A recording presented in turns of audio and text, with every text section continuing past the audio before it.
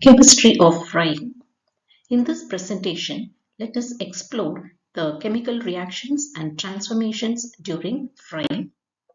Fried foods are a favorite culinary choice across various cultures.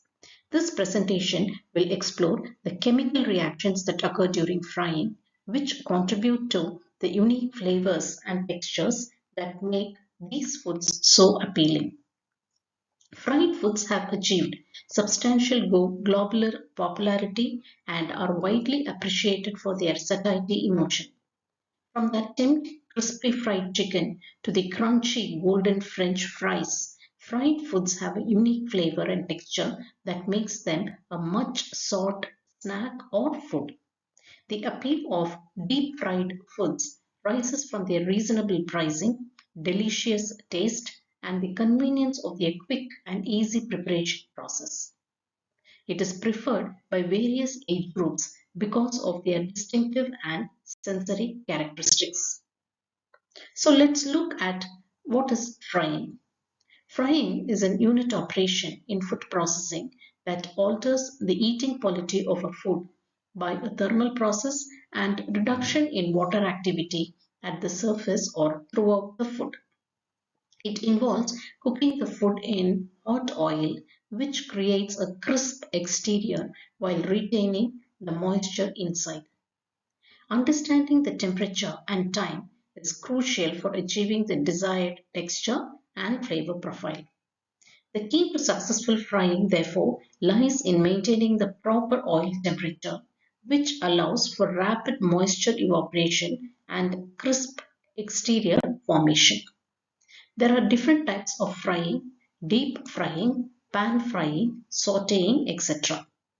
The choice of the method depends on what food is being cooked and what sort of flavors one wants to develop.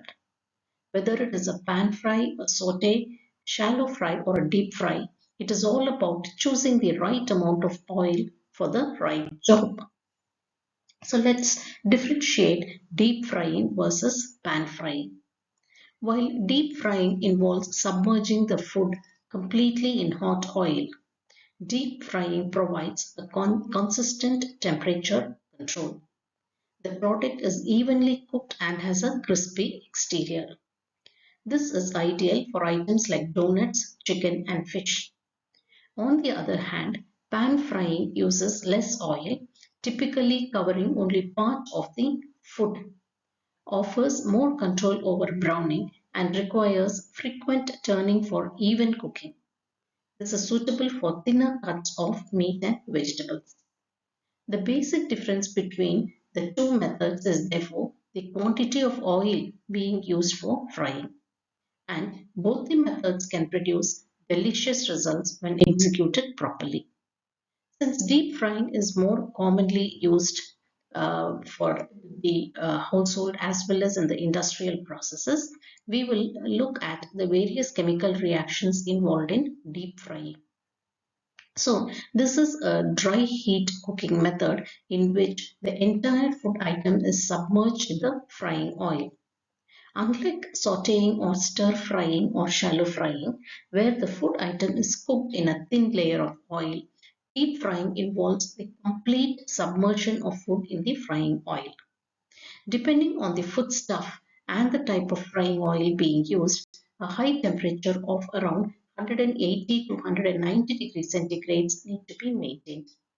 At this point, food gets cooked thoroughly to produce a golden brown crust. Let's look at the science behind frying.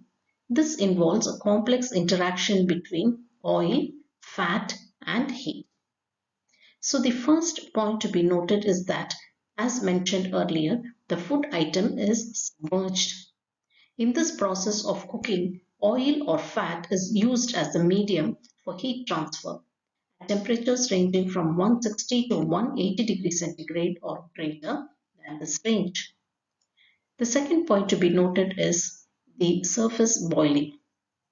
The simultaneous heat and mass transfer of oil, food, and air during deep fat frying produces the desirable and unique quality of fried foods. And the third point to be noted is about the heat transfer. Frying oil transfers heat much faster than air in baking or water in boiling. We will look at each one of them in more detailed manner.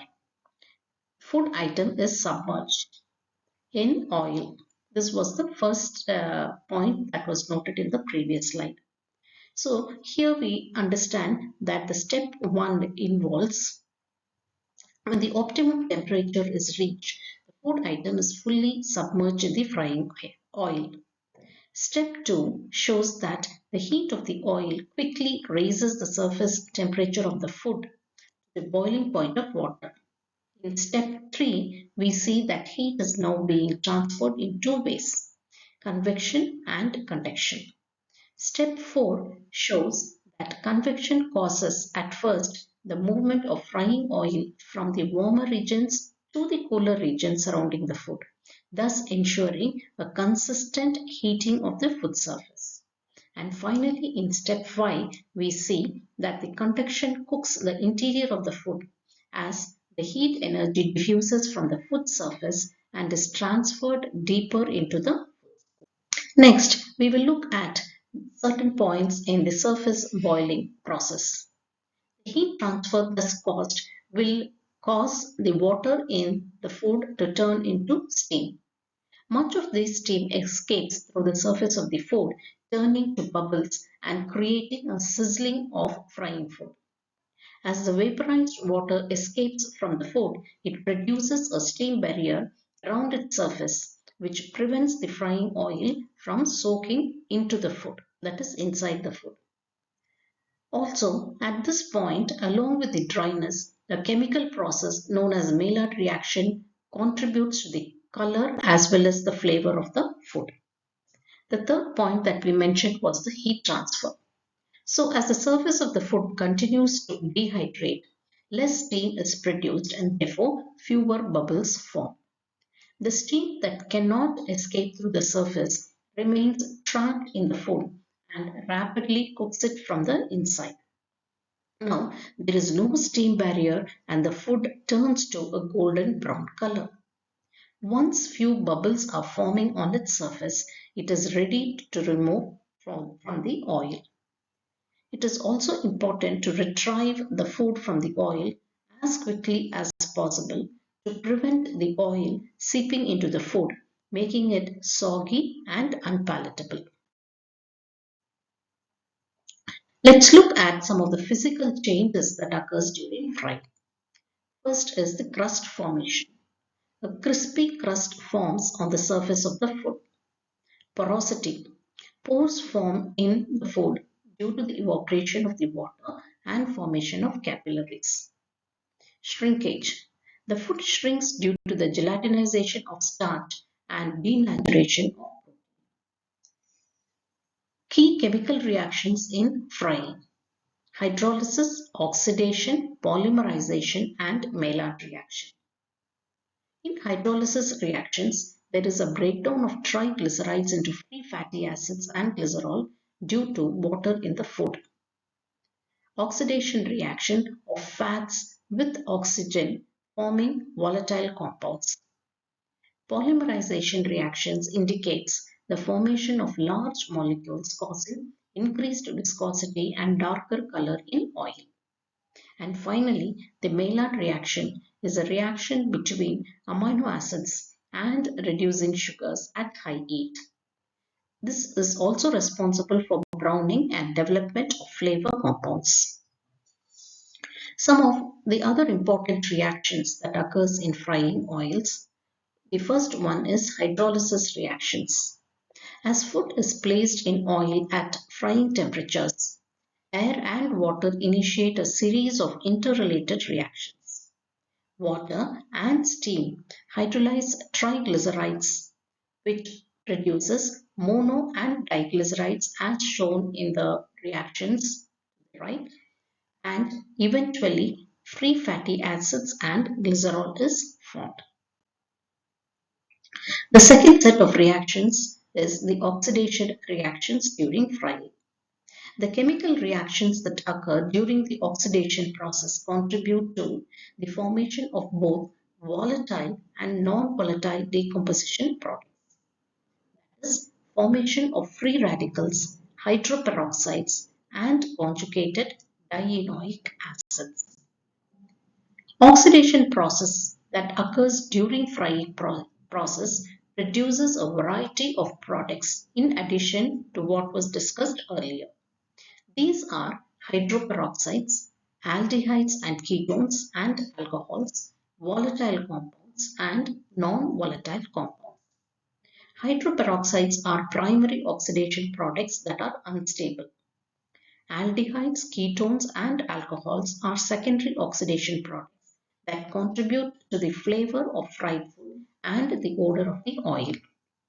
Volatile compounds include saturated aldehydes, enols, dienols, and hydrocarbons. And finally, the non-volatile compounds are formed as a result of the oxidation and polymerization of unsaturated fatty acids. The oxidation process can cause the oil to deteriorate and to become harmful for consumption. The decomposition compounds can also affect the quality of fried foods, making them taste and smell bad and reducing their nutritional value.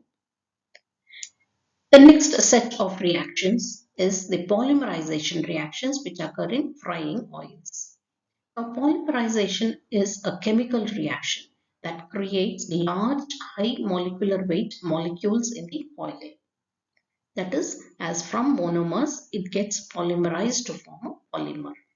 These polymers can be formed from free radicals or triglycerides.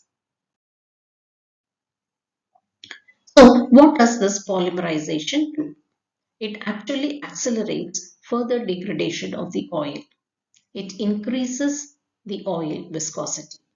It reduces the heat transfer, production of foam during deep fat frying, as well as polymerization causes the development of undesirable color in the food and also results in a high oil absorption to the foods. The next reaction is Maillard reaction. This occurs during frying as a main event that affects the browning of food. So the Maillard reaction is a complex chemical reaction that occurs when amino acids and reducing sugars are heated, creating melanoidins, which give the brown foods their distinctive flavor.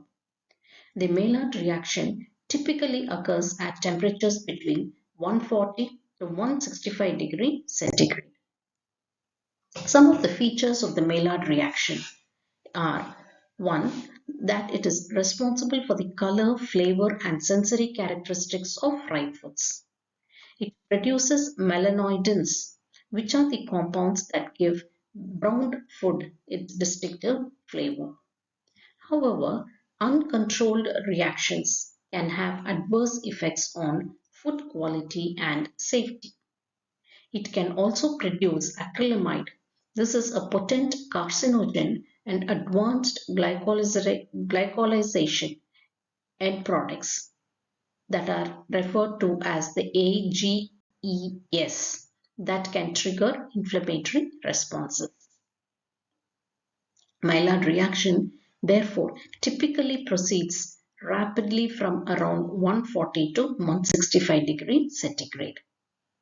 So looking at the different types of chemical reactions that usually happens during the frying process, let us make a quick summary.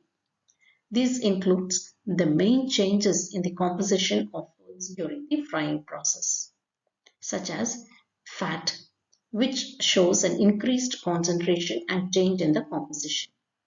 Starch molecules have a significant loss. Reducing sugars participate in the Maillard reaction.